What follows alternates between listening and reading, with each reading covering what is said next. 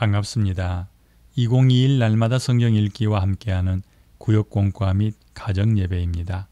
오늘은 시편 45편 1절에서 17절 말씀을 만민이 찬송하리로다 라는 제목으로 함께 살펴보겠습니다. 왕의 결혼 축하 노래 속에서 왕 되신 하나님과 노래하는 백성의 모습을 찾아보고 영원히 주를 찬송할 것을 다짐하게 하는 것이 이번 과의 목표입니다.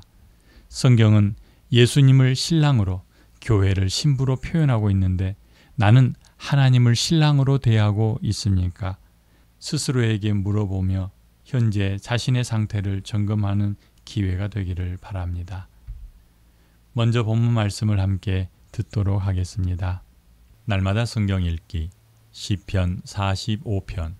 내 마음이 좋은 말로 왕을 위하여 지은 것을 말하리니 내 혀는 글솜씨가 뛰어난 서기관의 붓끝과 같도다. 왕은 사람들보다 아름다워 은혜를 입술에 머금으니 그러므로 하나님이 왕에게 영원히 복을 주시도다. 용사여 칼을 허리에 차고 왕의 영화와 위엄을 입으소서. 왕은 진리와 온유와 공의를 위하여 왕의 위엄을 세우시고 병거에 오르소서. 왕의 오른손이 왕에게 놀라운 일을 가르치리이다. 왕의 화살은 날카로워 왕의 원수의 염통을 뚫으니 만민이 왕의 앞에 엎드러지는도다. 하나님이여 주의 보좌는 영원하며 주의 나라의 규는 공평한 규이니이다. 왕은 정의를 사랑하고 악을 미워하시니 그러므로 하나님 곧 왕의 하나님이 즐거움의 기름을 왕에게 부어 왕의 동료보다 뛰어나게 하셨나이다. 왕의 모든 옷은 몰약과 침향과 육개의 향기가 있으며 상하궁에서 나오는 현악은 왕을 즐겁게 하도다. 왕이 가까이 하는 여인들 중에는 왕들의 딸이 있으며 왕후는 오빌의 금으로 꾸미고 왕의 오른쪽에 서도다. 딸이여 듣고 보고 귀를 기울일지어다. 내 백성과 내 아버지의 집을 잊어버릴지어다. 그리하면 왕이 내 아름다움을 사모하실지라. 그는 내 주인이시니 너는 그를 경배할지어다. 두로에 따른 예물을 드리고 백성 중 부한 자도 내 얼굴 보기를 원하리로다. 왕의 딸은 궁중에서 모든 영화를 누리니 그의 옷은 금으로 수놓았도다. 수놓은 옷을 입은 그는 왕께로 인도함을 받으며 시종하는 친구 처녀들도 왕께로 이끌려갈 것이라. 그들은 기쁨과 즐거움으로 인도함을 받고 왕궁에 들어가리로다. 왕의 아들들은 왕의 조상들을 계승할 것이라. 왕이 그들로 온 세계의 군왕을 삼으리로다. 내가 왕의 이름을 만세에 기억하게 하리니 그러므로 만민이 왕을 영원히 찬송하리로다. 아멘. 시편 45편을 읽으십시오. 이 시는 결혼 축하 노래로서 소사님이라는 곡조에 맞춘 것입니다. 마스길은 교훈이라는 뜻이지만 아마도 음악 용어인 듯 합니다. 시인은 하나님의 복을 받은 왕을 칭송합니다. 시인의 시대에 이스라엘을 다스리던 왕을 찬양하는 것입니다. 이스라엘 왕은 다른 나라들의 왕과는 위상이 다릅니다. 이스라엘은 하나님의 백성이므로 이스라엘 왕은 자신의 백성이 아닌 하나님의 백성을 다스리는 것입니다. 이러한 사실은 솔로몬이 성전 건축을 마치고 기도한 내용에서 특별히 잘 드러납니다. 열왕기상 8장을 참조하십시오. 그러기에 이스라엘의 진정한 왕은 하나님 자신이십니다. 하나님께서 영원히 자기 백성을 공의롭게 다스린다고 암시한 구절은 어디입니까? 시편 45편 6절입니다.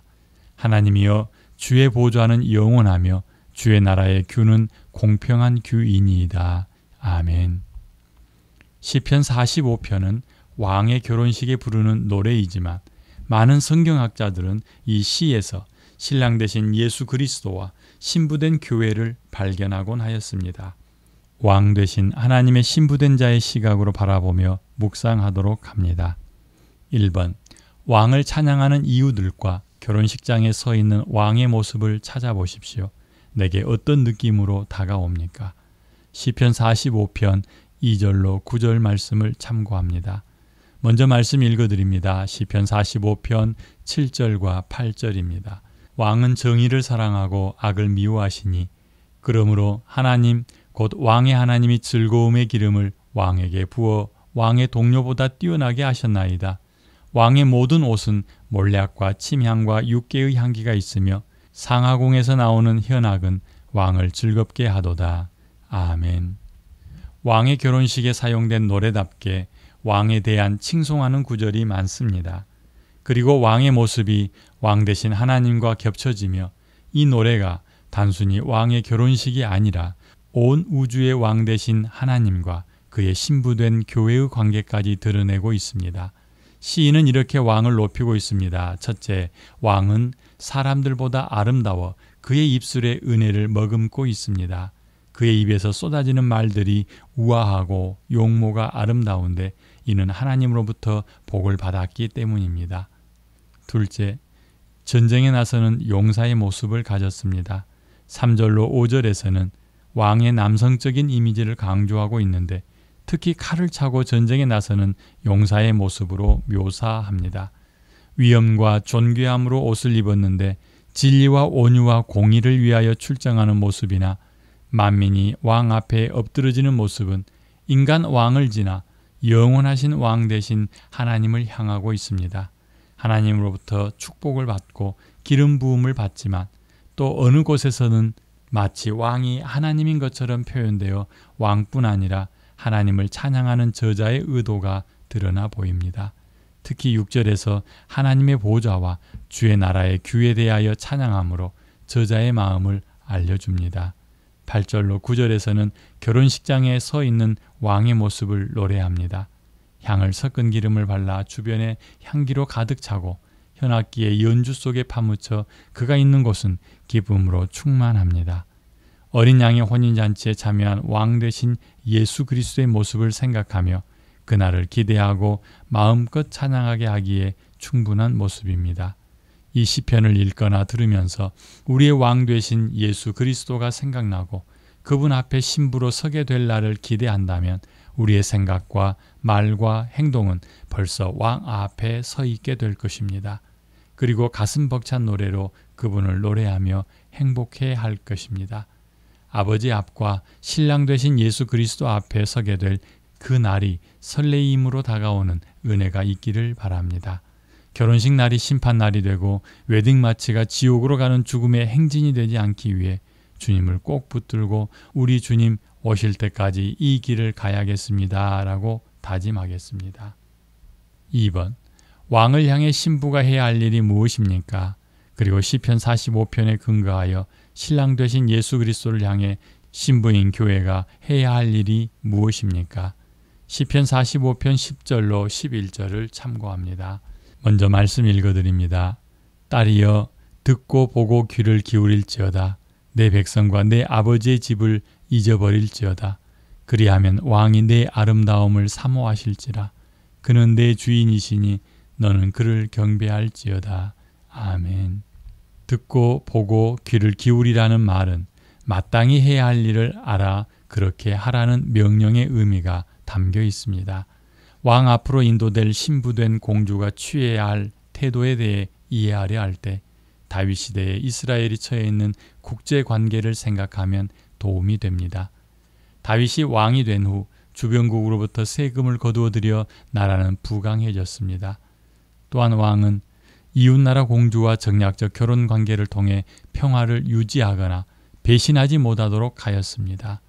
여러 가지 이유로 정복국가 왕과 결혼하게 된 이웃나라 공주는 신부 의상을 차려입고 결혼식을 참석할 때 자신이 기쁨으로 현재 상황을 받아들일지 그렇지 않으면 마지못해 억지로 끌려갈지 선택해야 할 것입니다.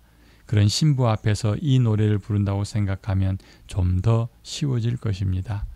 신부에게 요구되어지는 태도는 무엇입니까? 첫째, 신부를 불러 그의 백성과 아버지의 집을 잊어버리라 말합니다. 떠나온 것에 대한 생각을 정리하지 않으면 늘 그것에 발목이 잡혀 신부의 삶을 온전히 누리지 못할 것입니다. 선택에 따라 왕비가 아니라 노예의 삶을 살게 됩니다. 떠나온 곳에 대한 마음의 생각과 몸의 태도를 바로 함으로 자신이 어디에 속하였는지를 분명히 드러내는 것은 신부의 삶에 중요합니다. 또한 이것은 신부가 아버지의 집을 떠나 남편과 하나 되는 성경 속의 결혼관과 잘 어울립니다. 둘째, 남편을 주인으로 모셔드리고 그를 경배할 것을 요구합니다. 설령 원치 않는데도 끌려왔을지라도 이제는 남편된 왕을 자신의 주인으로 모셔야 합니다. 그리고 그에게 마땅한 경배를 드려야 합니다. 마음으로 받아들이지 않으면 순결한 신부가 될 수 없습니다. 신부의 옷을 입고 결혼식에 들어가게 될 신부가 자신의 이전 삶과 현재 그리고 앞으로의 삶에 대한 생각과 태도를 분명하게 하는 것은 굉장히 중요합니다. 그리고 이러한 모습은 예수 그리스도의 신부된 교회가 주인 되신 주님 앞에 드러내야 할 자신의 신앙에 대해 잘 알려줍니다. 이 땅에 살고 있으나 이 땅에 속하지 않았으며 이전에는 사단의 종이 되어 그를 주인 삼았던 교회이기에 더욱 그렇습니다. 신부된 교회는 주인 삼았던 모든 것을 버려두고 새로운 주님이신 예수 그리스도에게만 순복해야 합니다. 하늘에 속한 시민이 되었으니 이 땅에 관련된 과거는 정리해야 할 것입니다. 그리하면 왕 되신 남편으로부터 주어지는 축복을 받아 누리는 신부처럼 하늘의 복을 누리되 왕 되신 주님과 함께 왕노릇하게 될 것입니다. 3번. 말씀에 순종하는 신부가 누리는 복이 무엇입니까? 이 땅과 하늘에서 누리게 될 교회의 복과 연관하여 생각해 봅시다. 시편 45편 12절로 15절 말씀을 참고합니다. 먼저 읽어드리겠습니다. 두로에 따른 예물을 드리고 백성 중 부한 자도 내 얼굴 보기를 원하리로다. 왕에 따른 궁중에서 모든 영화를 누리니 그의 옷은 금으로 수놓았도다. 수놓은 옷을 입은 그는 왕께로 인도함을 받으며 시종하는 친구 처녀들도 왕께로 이끌려 갈 것이라. 그들은 기쁨과 즐거움으로 인도함을 받고 왕궁에 들어가리로다. 아멘. 왕 앞에 순복하는 신부에게는 그에 따른 복이 보장됩니다. 왕을 존귀히 여기고 경외하는 신부에게 주어지는 복입니다. 첫째, 두로의 딸이 예물을 가지고 신부 앞에 오고 백성의 부자들이 그녀에게 선물을 갖다 바칠 것입니다.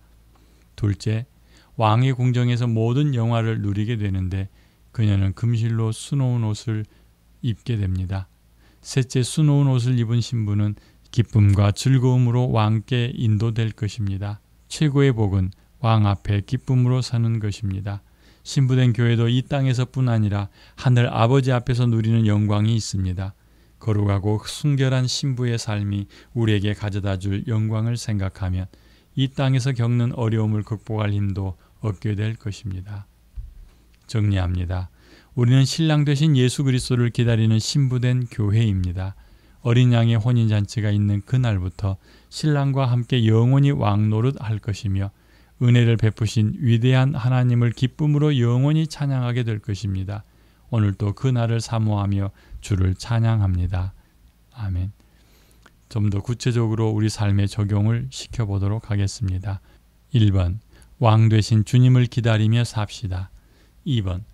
신부된 교회가 신랑을 향하여 가져야 할 마땅한 태도를 생각합니다. 3번. 신랑 되신 주님 때문에 누리게 될 복들을 세어가며 기뻐합니다. 아멘. 기도하겠습니다. 은혜로우신 아버지 하나님 감사합니다. 오늘도 우리 걸어가신 시편의 말씀을 가지고 함께 하나님의 나라와 하나님의 의지와 하나님의 뜻을 생각하게 하시니 감사합니다.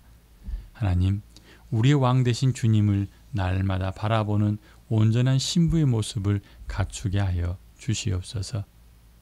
신부된 교회가 신랑을 향하여 마땅히 가져야 될 태도가 무엇인지도 알았습니다. 아버지 하나님, 우리 안에 주님 따라가는 삶이 되도록 인도하시고 주께서 베푸신 그 축복 아래 머물며 행복해하게 하여 주시옵소서. 신랑 되신 주님 때문에 누리게 될 복들을 세어가며 기뻐합니다. 감사드리며 예수님 이름으로 기도합니다. 아멘.